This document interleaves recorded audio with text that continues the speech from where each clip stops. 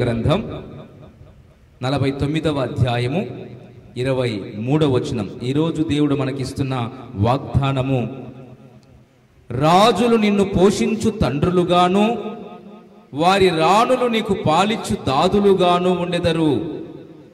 వారు భూమి మీద సాగిలపడి నీకు నమస్కారము చేసెదరు, నీ పాదముల ధూళి నాకెదరు.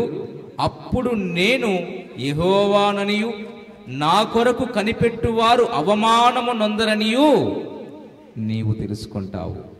మనకిస్తున్న వాగ్దానము, నీవు అవమానము పొందవు. నీకు అవమానము నీ దగ్గరకు రాదు. ఎప్పుడు? కండిషన్ అప్లై, ఆయన ఆజ్ఞలకు విధేయత చూపినప్పుడు, ఆయన ఆజ్ఞలను మనము గైకొన్నప్పుడు, ఆయన ఆజ్ఞలను మనము పాటించినప్పుడు, ఆయన ఆజ్ఞలను మనము శిరస వహించి, దేవా నీ యొక్క ఆజ్ఞలను నేను పాటిస్తానయ్యా, నీ ఆజ్ఞలు ఏవైతే ఉన్నాయో, నన్ను ఏవైతే నీవు ఆజ్ఞాపిస్తున్నావో, నా జీవితంలో వాటిని చేయడానికి నేను సిద్ధంగా ఉన్నాను ప్రభువా అని నువ్వు ఎప్పుడైతే ఆయనకు నీ తల వంచి విధేయత చూపి ఆ ఆజ్ఞల ప్రకారము నువ్వు నడుచుకుంటావో, దేవుడిస్తున్నటువంటి వాగ్దానము, నేను యెహోవాననియు నా కొరకు కనిపెట్టువారు అవమానము పొందరు. ఈరోజు అవమానం పొందుతున్నావంటే కారణం, ఇతరుల ద్వారా నింద నీ మీదికి వస్తుందంటే కారణం, నీ జీవితంలో అనేకమైనటువంటి సమస్యలకు కారణం, నీ జీవితంలో ఇబ్బందులకు కారణం, నీ జీవితంలో అనేకమైనటువంటి రోగాలకు, అనారోగ్యాలకు కారణం దేవుని ఆజ్ఞలను మనము పాటించకపోవడమే, దేవుని ఆజ్ఞలకు మనము శిరస వహించకపోవడమే, దేవుని ఆజ్ఞలను మనము మన జీవితంలో ఏమాత్రము కూడా అనుసరించకపోవడమే. నీ బలులు నాకు అక్కరలేదు, నా మాట వినటమే నీకు శ్రేష్టం అంటాడు. నీ బలులైనను నీ నైవేద్యములైనను నాకు అక్కరలేదు. నువ్వు ఏవైతే అర్పించడానికి నువ్వు ఇక్కడికి వచ్చావో, నువ్వు ఏదో నాకు అర్పించడానికి వచ్చావు, కానీ ఆ బలులు నాకు అక్కరలేదు. ఇదిగో నా మాట వింటే చాలు. అందుకే భక్తుడు రాశాడు, నీ ఉంటే నాకు చాలు యేసయ్యా, నీ వెంటే నేను ఉంటానేసయ్యా. నీ మాట చాలయ్యా, నీ చూపు చాలయ్యా, నీ తోడు చాలయ్యా. ప్రియ దేవుని బిడ్డలారా, ఆయన మాట మనల్ని బ్రతికిస్తుంది, ఆయన మాట మనల్ని జీవింపజేస్తుంది, ఆయన మాట మన జీవితంలో కార్యాలను చేస్తుంది. నీకున్న సమస్యలన్నిటికీ పరిష్కారము ఒక్క దేవుని మాటలో మాత్రమే ఉంటుంది. ఈ లోకములో మరి చాలామంది చాలా రకాలుగా సమస్యల నుండి విడిపించబడాలని ఆశిస్తూ ఉంటారు. ఎలాగైనా ఈ సమస్యలు నా యుద్ధ నుండి తొలగిపోవాలని అనేకమైనటువంటి రకరకాల విధాలుగా ప్రయత్నాలు చేస్తూ ఉంటారు. అయితే నీ యొక్క సమస్యకు పరిష్కారము కేవలము దేవుని మాట ద్వారా మాత్రమే. అందుకే నీవు అవమానము పొందకుండా నేను చూస్తాను. నీవు అవమానము పొందటానికి వీలు లేదు.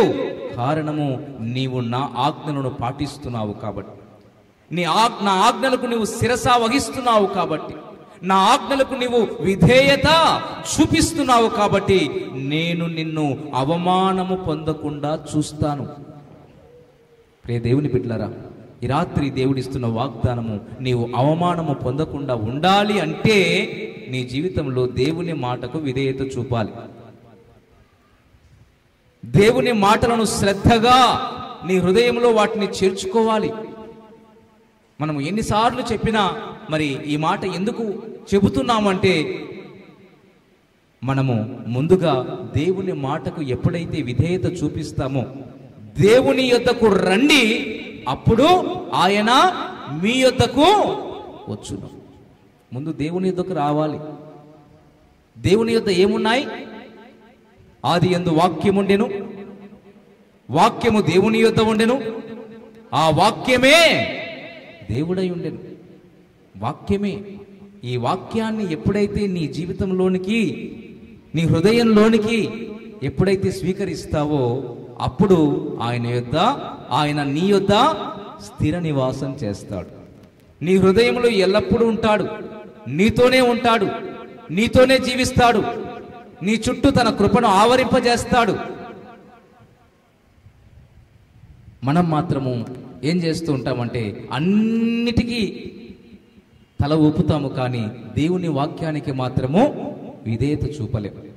దేవుని వాక్యము దగ్గరికి వచ్చేటప్పటికీ మనము ఆ వాక్యానికి విధేయత చూపలేకపోతున్నాం. కారణం ఏంటంటే ఆ మాటలు వినకుండా, ఆ మాటలకు విధేయత చూపకుండా అబద్ధికుడు, అబద్ధములకు జనకుడు సాతాను నిన్ను వేరే వాటి మీదకి నీ ధ్యాసను మళ్లింపజేస్తా ఉన్నాడు. ఈ లోకములో ఉన్నటువంటి వాటిని మీరు ప్రేమించకండి. లోకములో ఉన్నదంతయు ఏమున్నాయి? శరీరాశ, నేత్రాశ, జీవపు డంబం. వాటి వైపుకు మళ్లించి ఆయన మాటలకు మనము విధేయత చూపకుండా చేస్తూ ఉన్నాడు. అది కారణం. ఈ లోకములో ఉన్నవన్నీ చేస్తాం, అన్ని పాటిస్తాం. వాళ్ళు చెప్పింది చేస్తాం, వీళ్ళు చెప్పింది చేస్తాం, వాళ్ళు ఇది చేయండి, అది చేయండి అంటే అది చేస్తాం. కానీ దేవుని మాట దగ్గరికి వచ్చేటప్పటికీ ఈ దేవుని మాటను మనము ఏమాత్రము కూడా లక్ష్య పెట్టము, ఏమాత్రము కూడా గురి పెట్టము, ఆ మాటకు విధేయత చూపము. ఆజ్ఞను అతిక్రమించడమే పాపం. దేవుడిచ్చినటువంటి ఆజ్ఞను నువ్వు ఎప్పుడైతే అతిక్రమిస్తావో, ఎప్పుడైతే నువ్వు వ్యతిరేకిస్తావో, నీలో ఉన్న పరిశుద్ధాత్మ దేవుడు నిన్ను హెచ్చరిస్తూ ఉండగా, నిన్ను గద్దిస్తూ ఉండగా, నిన్ను సరిచేయడానికి ఆయన చూస్తూ ఉండగా, నువ్వు ఎప్పుడైతే దానికి విధేయత చూపితే పర్వాలేదు, నువ్వు విధేయత చూపకుండా వ్యతిరేకంగా ప్రవర్తిస్తావో నీ జీవితంలో సమస్యలు ప్రారంభమవుతాయి. నీ జీవితంలో అనేకమైనటువంటి శ్రమల గుండా వెళ్ళటానికి ఆస్కారంగా ఉంటుంది. కాబట్టి ప్రియ దేవుని బిడ్డలారా, నువ్వు అవమానము నొందకుండా ఉండాలి అంటే నీ జీవితంలో నువ్వు చేయవలసినది దేవుని ఆజ్ఞకు విధేయత చూపటమే, ఆయన మాట వినటమే శ్రేష్టమైనది. కాబట్టి ఈరోజు దేవుడు వాగ్దానం చేస్తున్నాడు, నువ్వు అవమానము పొందవు. ప్రభువునందు ప్రియులారా, ఈ సందేశాలు మీకు నచ్చినట్లయితే దయచేసి లైక్ చేయండి, సబ్స్క్రైబ్ చేయండి, పక్కనే ఉన్న బెల్ బటన్ నొక్కండి. ఈ సందేశాలను దయచేసి 10 మందికి షేర్ చేయమని ప్రభువు నామమున ప్రేమతో మీకు మనవి చేస్తున్నాం. Thank you. Praise the lord.